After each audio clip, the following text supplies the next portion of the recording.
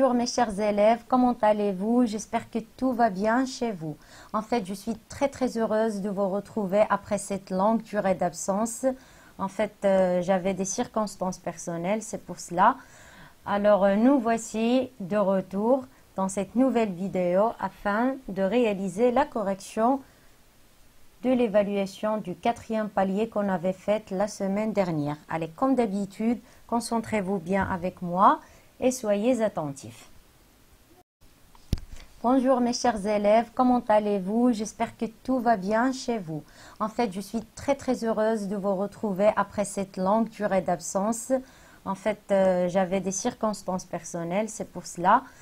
Alors, nous voici de retour dans cette nouvelle vidéo afin de réaliser la correction de l'évaluation du 4e palier qu'on avait faite la semaine dernière. Allez, comme d'habitude, concentrez-vous bien avec moi et soyez attentifs.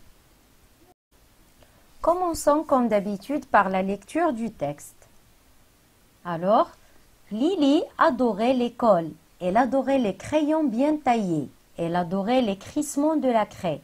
Lily avait un bureau pour elle toute seule et elle adorait ça. Elle adorait le poisson pané et le lait chocolaté du vendredi à la cantine. Et par-dessus tout, elle adorait son maître, Monsieur Smart.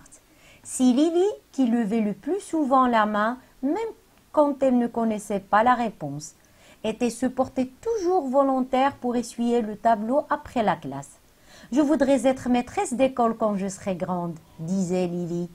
En revenant de l'école, Lily courait, dansait, sautillait. Elle semblait prête s'envoler à tant elle était heureuse. Et elle voulait absolument devenir maîtresse d'école plus tard, ou bien alors danseuse, ou pilote, ou scaphandrier. Maintenant, nous allons voir l'explication des quelques mots qui peuvent vous poser un problème au niveau de la compréhension. Commençons par les crissements. Donc, les crissements, sorte de bruit que fait la craie quand on la frotte contre le tableau. D'accord? On a également le poisson pané. Alors, qu'est-ce que ça veut dire pané? C'est un adjectif qui veut dire couvert de chapelure. La chapelure, voilà, donc ça se fait avec du pain. On a également le mot essuyer, le verbe essuyer. Donc, essuyer le tableau, c'est l'effacer. Et on a aussi sautiller. Le verbe sautiller, c'est faire de petits sauts redoublés, de façon redoublée. C'est ça. Et en fin de compte, je vous propose le mot scaphandrier. Ici, il y a eu un problème, plutôt une erreur. Donc, scaphandrier et pas scaphandrie. Donc, scaphandrier, le féminin scaphandrière, c'est-à-dire plongeur ou bien plongeuse, qui utilise un scaphandre. Scaphandre, sorte de bouteille remplie d'oxygène qu'ils utilisent pour la respiration. Voilà, donc passons à la première partie de l'évaluation concernant la compréhension de l'écrit. La première question, comme d'habitude, donne un titre à ce texte. Alors, il y a plusieurs titres qui sont possibles. Je vous ai choisi ces deux mots. Donc, vous pouvez dire Lily et l'école, ou bien Lily et son amour à l'école, ou tout autre titre qui est convenable au contenu proposé dans le texte. Deuxième question. Indique le type de cet écrit. Coche la bonne réponse. Donc, les types qu'on vous a proposés, est-ce un texte narratif, descriptif, informatif et prescriptif? Et ici, j'ai remarqué qu'il y a eu un grand problème. La majorité ont fait, ou bien ont choisi, ou bien ils ont dit qu'il s'agit d'un texte descriptif. Alors, en fait, c'est faux, c'est un texte narratif. Toujours, je vous ai dit, pour choisir le type du texte, il faut justifier votre choix. Il y a toujours des critères auxquels vous devez bien sûr recourir afin de déterminer le bon choix. Alors pour la narration, ici il s'agit d'un texte narratif parce qu'on a la narration, on a des actions, on raconte. Par exemple, ici que fait Lily? C'est elle qui levait le plus souvent la main. Qu'est-ce qu'elle fait après l'école? Que fait également après la classe? Il se portait toujours volontaire pour essuyer le tableau. De retour à sa maison, elle courait, elle dansait, elle sautillait. Donc ici, vous avez une succession d'actions, qui a lieu. Donc ici, ça n'a rien à voir avec la description. Quand il s'agit d'un texte descriptif, vous n'allez trouver que de la description, soit la description de la personne, de l'objet ou bien du lieu. Et vous allez remarquer qu'il y a utilisation fréquente d'adjectifs, qualificatifs, des adverbes de manière, comparaison, métaphore et ainsi de suite. Il se peut qu'il y ait de la description. Il y a de la description dans ce texte, mais elle est de pourcentage faible par rapport à la narration. Donc on peut même dire que c'est un texte narratif et descriptif, mais la dominance est donnée à la narration. Alors ici, on raconte plus qu'on décrit. On décrit seulement dans de petits passages ou même dans dans telle ou telle phrase. D'accord? Donc s'il vous plaît, il faut toujours faire gaffe. Voilà, donc ça d'une part, donc il s'agit d'un texte narratif. Pour la troisième question, vous avez pourquoi Lily adorait-elle l'école? Alors, une question avec pourquoi, c'est-à-dire qu'on vous demande la raison, la cause.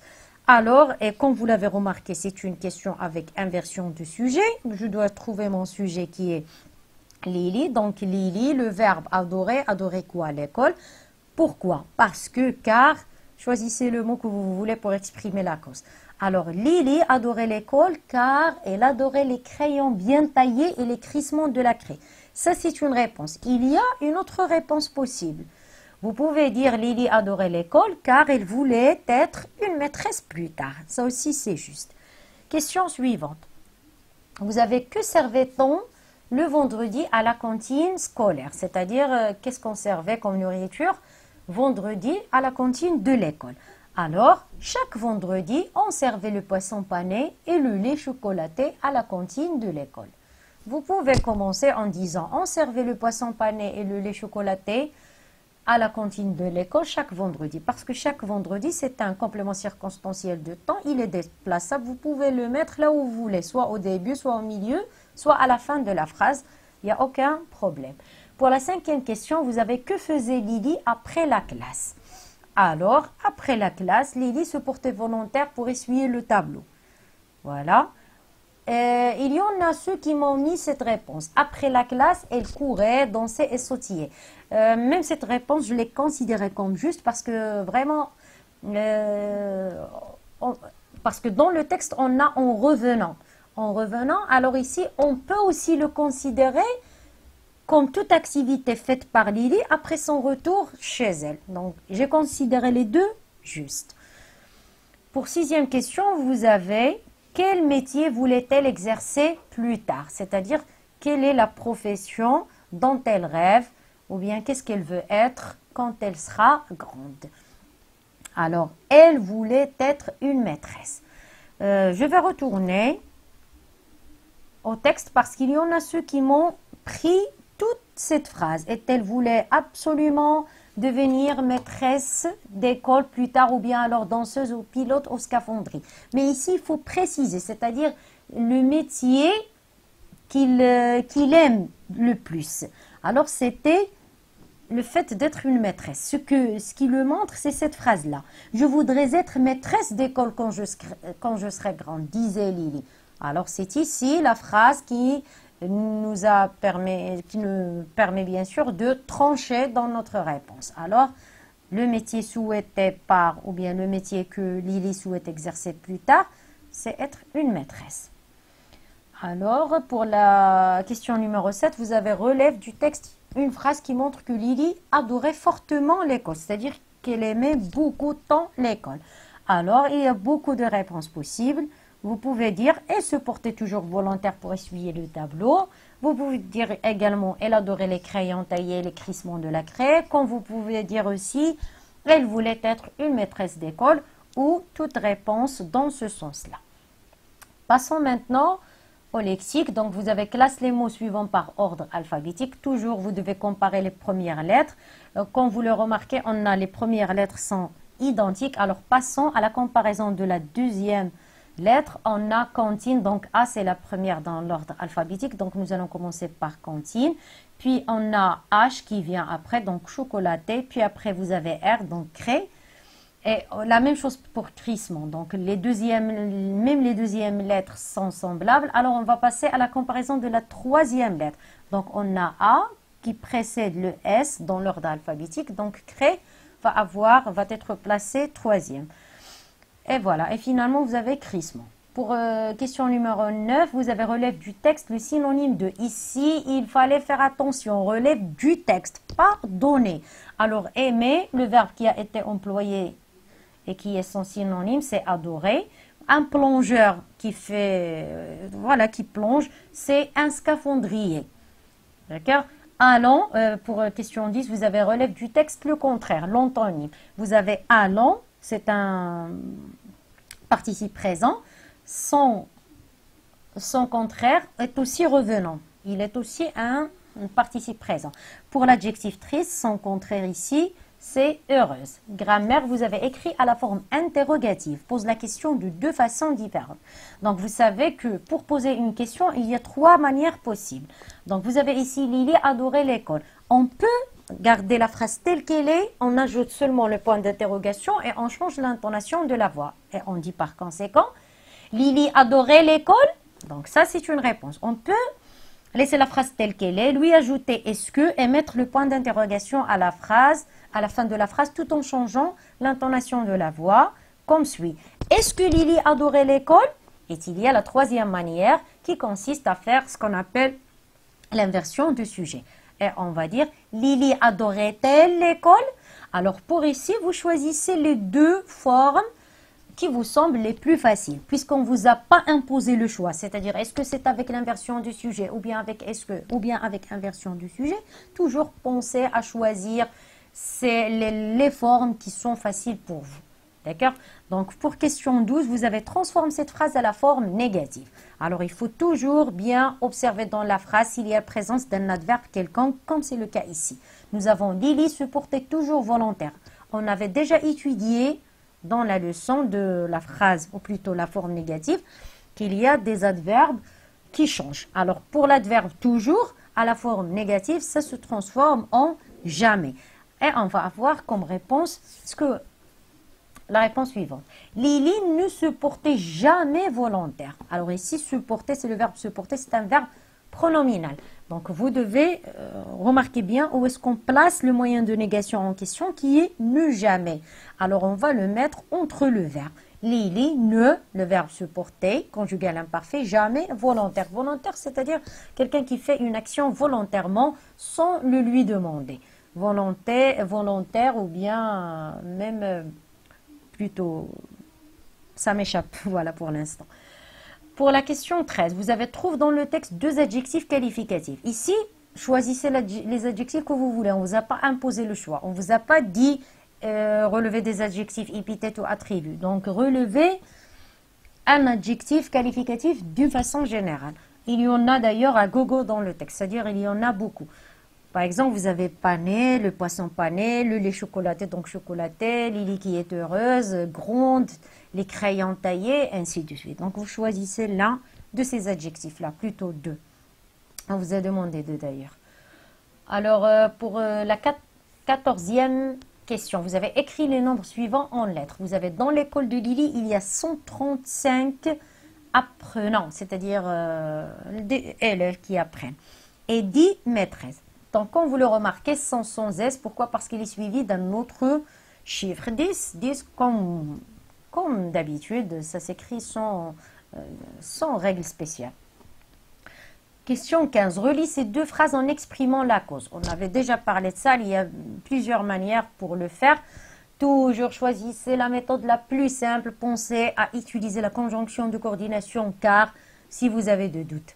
Et vous pouvez dire, Lily adorait l'école. Pourquoi? Car elle aimait les crayons taillés et les crissements de la craie. Pour ceux qui ont choisi d'utiliser comme, ils peuvent dire comme Lily aimait les crayons taillés et les crissements de la craie, elle adorait l'école. Puisque Lily aimait les crayons taillés et les crissements de la craie, elle adorait l'école. Donc, beaucoup de réponses possibles. Question 16, relève de la phrase suivante. Lily aura un cadeau vendredi prochain. Un complément d'objet direct, c'est-à-dire COD, un complément circonstanciel de temps, CCT. Alors, pour trouver le complément d'objet direct dans la phrase, il faut se poser la question soit avec qui ou quoi, ou que, voilà. Et comment vous pouvez l'identifier, c'est qu'il est lié directement à son verbe, au verbe qu'il complète, sans préposition. Alors, Lily aura quoi vendredi prochain? Lily aura un cadeau. Donc, un cadeau, c'est le complément d'objet direct dans cette phrase. Pour le complément circonstanciel de temps, il faut se poser la question avec quand. Alors, quand Lily aura-t-elle un cadeau? Elle l'aura vendredi prochain. Donc, vendredi prochain, c'est le CCT. Question 17, remplace le mot Lily par Nabil dans la phrase suivante. Donc, en revenant de l'école, Lily était heureuse. Puisqu'on va changer le sujet dans la phrase groupe nominal, et automatiquement, l'adjectif qualificatif va changer. Alors, on va voir la réponse suivante. En revenant de l'école, Nabil était heureux. Et ici, il fallait faire gaffe. Heureux, c'est avec X, pas S. Donc, était heureux, le féminin, heureuse. Studieux, studieuse. Joyeux, joyeuse, etc.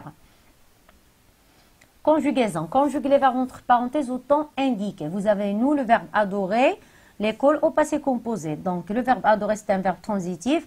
Il se conjugue avec l'auxiliaire avoir. Donc, nous avons adoré avec l'accent à la fin. Les filles, le verbe prendre, le bus futur simple. Les filles, c'est le sujet en question. Donc, prendre, je prendrai, tu prendras, il prendra, nous prendrons, vous prendrez, il ou elle prendront. Donc, les filles prendront le bus. On, le verbe vouloir, faire mieux à l'imparfait. Donc, on voulait, avec AIT, faire mieux. Et le verbe sembler, prête à s'envoler, tant, et le verbe être heureuse. Les deux verbes doivent être conjugués au présent de l'indicatif. Donc, pour le verbe sembler, elle semble, avec ENT à la fin. Et le verbe être, elles sont heureuses. Voilà. Tu, le verbe pouvoir, sortir de la classe, conditionnel présent. Conditionnel présent, je vous rappelle la règle. Conjuguer d'abord le verbe au futur simple. Supprimer les terminaisons du futur et rajouter les terminaisons de l'imparfait. Voilà, donc tu pourrais, n'oubliez pas que le verbe pouvoir, ça prend 2 R au futur, voilà comme radical.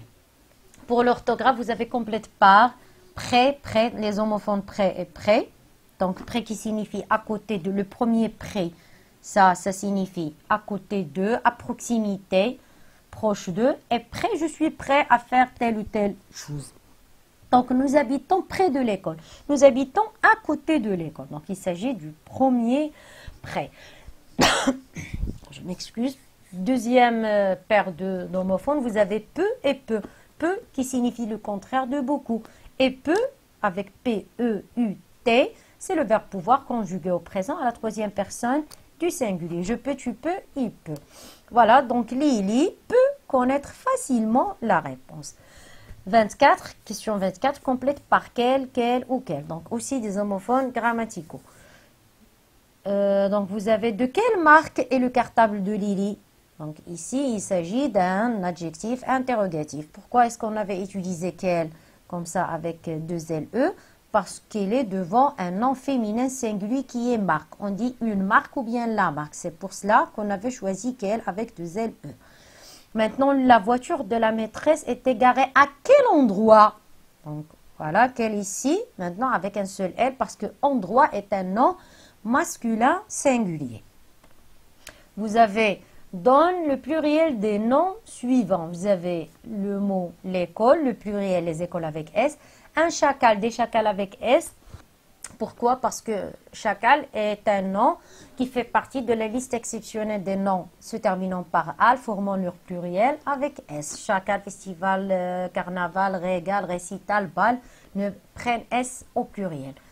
L'eau, les eaux avec X parce qu'ils se terminent avec EAU. Un travail, les noms qui se terminent par AIL, I, donc des travaux avec AUX. Pour l'expression écrite, vous avez remis en ordre les phrases suivantes pour construire un texte cohérent.